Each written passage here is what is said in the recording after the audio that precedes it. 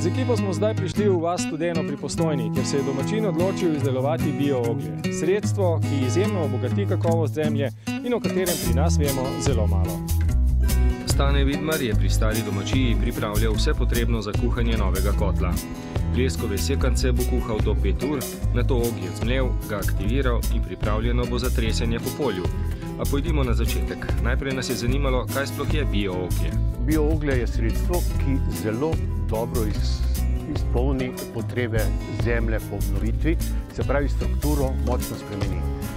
Ko dodamo oglje zemlji, takrat ti podaljšamo življenje oziroma ustvarimo, da je živa, da je zelo, kar je zelo pomembno pri predelavi zelenjave, se pravi kmetijstvu, vinogradništvu, tudi v živinoreji. Skratka, zelo uporabna zadeva je to. Gospod Vidmar je edini na Primorskem, ki se s tem resneje ukvarja. Veliko so mu bili v pomoč na mariborski kmetijski šoli, peč pa je naredil po navodilih na spletu. Prvi korak je priprava sekancev. Sekance uporabljam predvsem lesko, ker imamo leske izobilju. Ker jaz sem šel tudi iz tega področja, da mi imamo naravo, ki se zelo močno zarašča. Zelo. In leska je zelo agresivna in jo je ogromno. Torej naredite še eno korist gozdovom in krajini.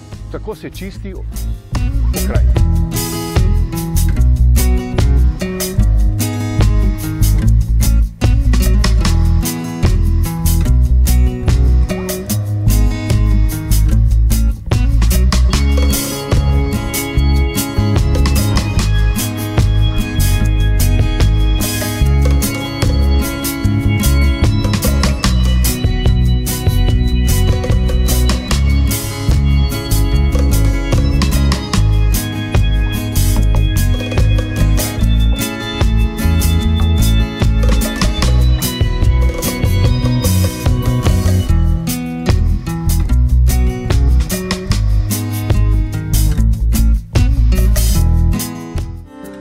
Potem te sekance naložim v svoj kot.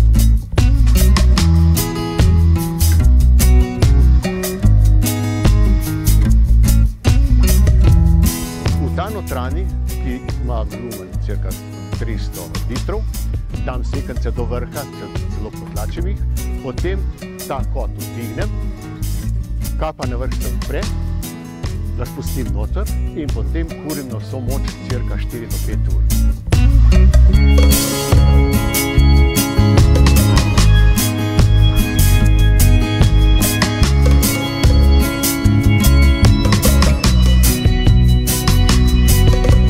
Seveda po njih 2 urah se začne ustvarjati lesni plin, ki gre skozi posebne šobe, ki jih ima na dnu, in ta plin mi dodatno segreva celoten kotel. Se pravi, imam korist od plina, da ne gre v nič, ampak pomaga, da manj goriva porabi. Zato je zaprt sistem. Zato je zaprt sistem. In do koliko se mora to segreti? Koliko stopinj? Ta temperatura je med 550–650 stopinjami. Bistvo je pa to, da je to dejansko piroliza, brez kisika. In zato nastane to bio-oglje, ker ga ni kisika in potem je to oglje zelo krhko. In končana je prva faza priprave bio-oglja. Zdaj je treba to oglje zdrobiti.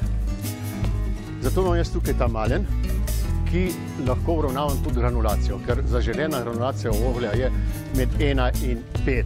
Jaz delam tako, da je tudi nekje v tem.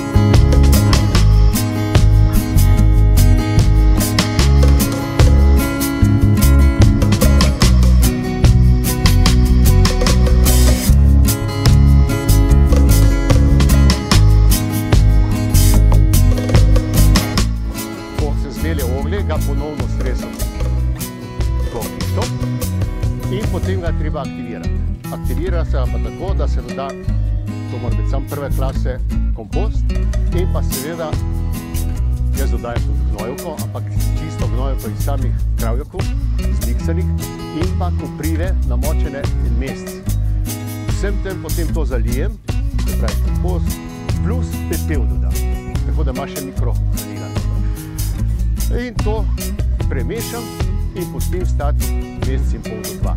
Takrat se oglje napolni vse te majhne porice, ki jih je na milijone, in zato rečemo, da je aktivirano, ker so te porice se zapolnjene. Potem pa je stvar rešena.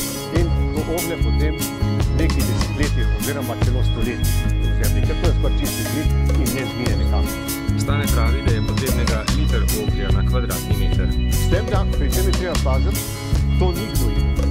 To izboljša strukturo. Manjša poraba gnojil, absolutno veliko manjša, vendar je pa treba prezirati. Pri Vidmarjevih so z bioogljem izjemno povečali pridelavo česna in krompirja, pa tudi različne zelenjave, pomaga pri sadnem drevju. V bistvu to je bil zame izziv, da bom prvo svoje uredil. Ker pa ustvarjam take zadeve, ki niso tako pogoste, sem se lotil ta projekt in sem prvo svoje njive. Potem prijateljev, pa znancev. Na mesec naredi okoli 1000 litrov aktiviranega biooglja.